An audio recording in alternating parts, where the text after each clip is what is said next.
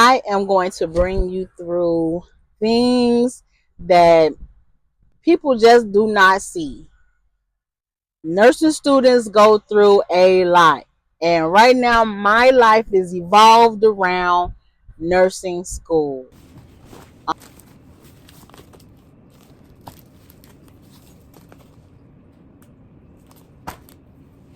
Have an issue when you cut it, you may no longer be able to see some of the external structures. The first thing you need to do when you're looking at the outside of your sheet brain is find your cerebrum, your cerebellum, and your spinal cord. And that's what you can see in this view. All of this at the top here, this is the cerebrum. The very outside of it, where you see all of the gyri and the sulci and the fissures, this is the cerebral cortex. This is your cerebellum, and this is the spinal cord coming out of the bottom. Remember that the bottom here is going to be the medulla oblongata that continues into the spinal cord. As you're looking at your cerebrum, you need to find the different lobes of your brain. The front portion very, very soft. They don't take a whole lot of tissue. But what we are going to do is we're going to cut laterally down the middle of our brain so we can cut those lobes directly in half. Okay. So I got my two lobes, and now I'm going to cut right through the middle of the cerebellum and through the middle of the brainstem. Okay, so there's half a brain. And we'll see lots of cool things in half of our brain, especially if we zoom in. Get a good, real close look right here at our tree of life on the arbor vitae. So if we look at our brain, see a little bit better up close here, you'll see that the white tissue in the middle looks a lot like a tree. So the arbor vitae is considered the, or translated to roughly the tree of life, which is great. So this is bringing in all that motor information into the cerebellum so that it can help with the fine motor skills. All right, can everybody see that? Go back this way. There we go. That's a good picture of it right there. So you can see that tree right here. All right, and the other big thing we can talk about is our corpus callosum. And our corpus callosum is this piece of tissue right here that is a really thick mass area of the nerve endings and nerve cells. And that corpus callosum is what connects the two sides of our brain together. So it's going to hook right in the middle. And if I bring the other piece up, you can see it on the other side. And it kind of looks a lot like the outline of an earlobe. And it's a lot thicker and feels a little bit like cartilage when the rest of the brain is very squishy and sponge-like. So it's a lot thicker of a tissue right there. Now, since that corpus callosum is what's connecting it, it said that Einstein actually had a larger corpus callosum, which is one thing that was very different from his brain than regular human brains. And there's actually a few other differences, so if you ever want to look into that, it's pretty cool stuff. All right, so the one thing we have left to talk about is the gray matter and the white matter. So those two things are very separate. If we slice into our brain right here and just cut this piece right in half, we can see that gray and white matter a lot better on each lobe. And we still have some blood vessels in there, that's what you're seeing attached to the bottom. All right, so there is our white and our gray matter.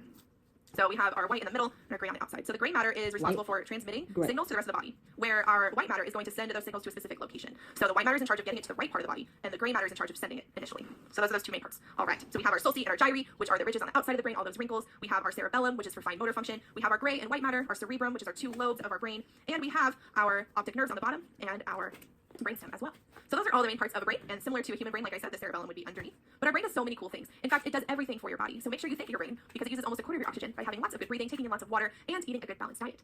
So we want to thank you guys today for coming, and we hope you enjoyed our brain dissection. And just so you don't forget, we have virtual camps coming soon, and so look for those on all of our social media and on our website at exploration.org.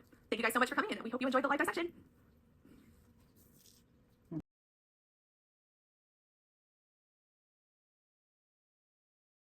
Hello, everybody. My name is Kenya. For those of you that don't know, I am a future nurse Kenya, by the way. All right. Well, future RN Kenya, by the way. Okay. All right. Hello, future RNs of 2025. My name is Debbie. It is nice to meet you. So, guess what? Which depressive disorder she had? Seasonal depressive. Yeah.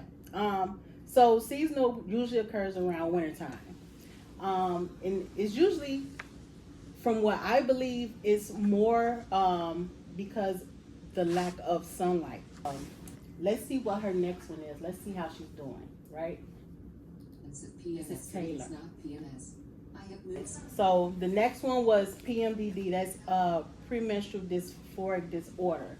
And it happens around the time of the luteal phase of the menstrual cycle, like right before you menstruate.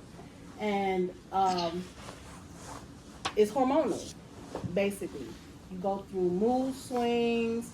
So when men are hollering, oh, she going through PMS, it could be PMDD. We could be having issues with those hormones and getting ready to go through the next phase of our menstrual cycle. Any questions? No, that was great.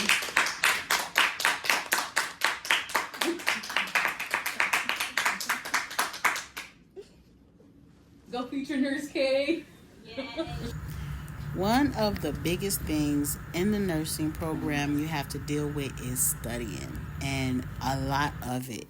When I say that you're studying every day for at least a couple hours a day, That is exactly what I mean.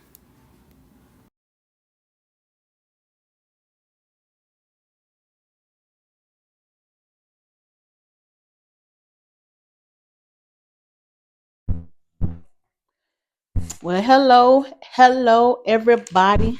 How you doing? We are gonna do a quick unboxing because I am a nurse student. Very nice. I like that. Good job. So cute little thank you card. I got it off TikTok Shop. Oh, some stickers. I do. I got it. Definitely. I love stickers. So basically, it has the information you need for nursing school. Good job. That's very nice. It goes from fundamentals, med surge, mental health, mother baby. This is what I am in now. I'm going to take care of that. You got planners and stuff. You don't see at the end. So basically, gets into assessments, nutrition, COPD, that's respiratory, GI system, notes at the end, UTI, VPN. I just went over this stuff. Cancer. I am currently in mental health. So we're gonna go over this stuff, all of this. I'm gonna go over that. And then we also doing OB maternity. This is what I'm gonna be working on. That stuff.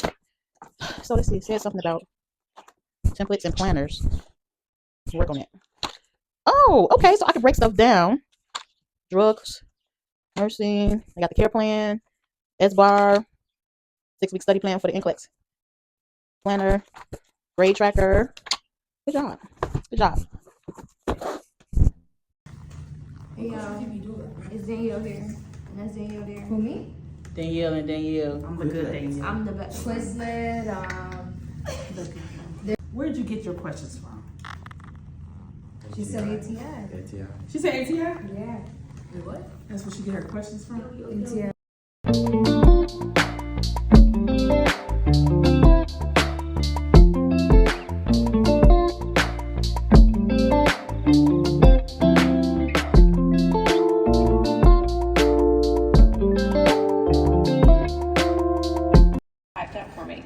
Now we are going to talk about slightly less enthusiastic things, but equally important things. I was not very far away from where you are right now when I made the medication error that ended someone's life. I had just under 3 years of experience as of 2022. Negligent homicide and abuse of an impaired adult with placement. You're informed, and I also manage our social media. So feel free to message me with any ideas you might have or any collaborations you guys might want to do in the future. We made it.